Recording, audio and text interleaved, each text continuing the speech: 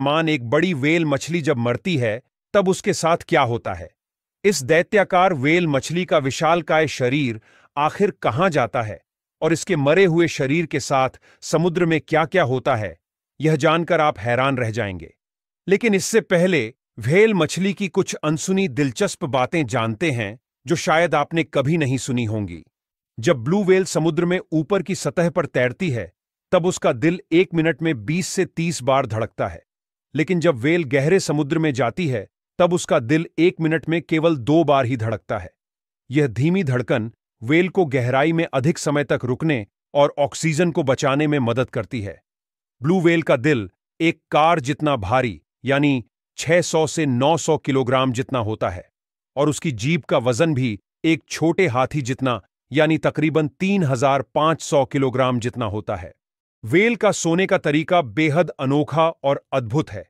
दरअसल blue whale जब सोती है तो उनका मस्तिष्क का आधा हिस्सा सक्रिय होता है और दूसरा आधा हिस्सा आराम करता है, क्योंकि व्हेल एक स्तनधारी जीव है और उसे सांस लेने के लिए कई बार पानी की सतह पर जाना पड़ता है। और अगर भूल से भी व्हेल पूरी तरह गहरी नींद में चली जाए तो वह सांस लेना भूल सकती है और उस प्रकार से डूबने से उसकी मौत भी हो सकती है।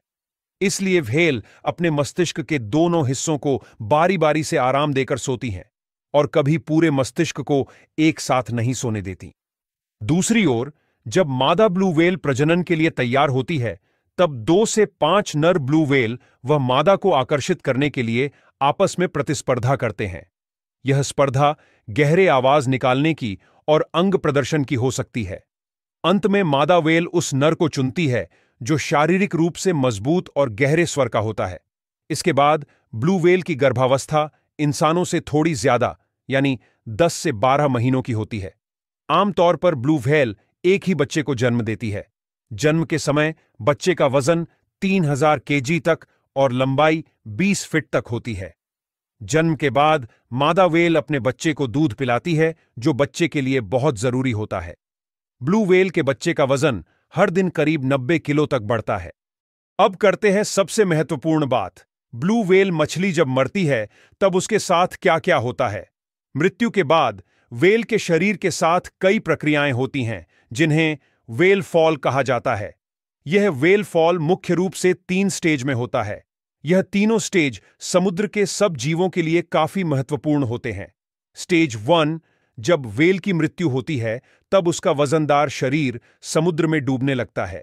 लेकिन कुछ व्हेल के शरीर में गैस होती है और गैस की वजह से वह पानी के ऊपर तैरता रहता है। लेकिन जैसे ही शरीर में से गैस निकल जाती है तब धीरे धीरे वह गहरे समुद्र में डूबने लगता है। जब व्हेल का शरीर समुद्र की गहराई में पहुंचता है तब पहला चरण शुरू होता है, जिसमें कई प्रकार के बड़े और छोटे जीव जैसे कि शार्क, क्रेब्स और अन्य मांसाहारी मछलियां व्हेल के मांस को खाने लगती हैं। यह चरण तकरीबन 1 से 2 महीने तक चलता है। स्टेज 2, यह स्टेज में व्हेल के शरीर का मांस खत्म हो चुका होता है। अब उसके शरीर में केवल हड्डियां बची होती हैं, लेकिन इस हड्डियों के साथ काफी मात्रा में फैटी टिश्यू बचे होते हैं, जिससे कई प्रकार के कीड़े हड्डियों पर हमला करते हैं। वे हड्डियों में से वसा को निकाल कर खाते हैं। यह चरण 2 से 5 सालों तक आराम से चल सकता है। स्टेज 3, यह स्टेज को सल्फोफिलिक स्टेज कहा जाता है।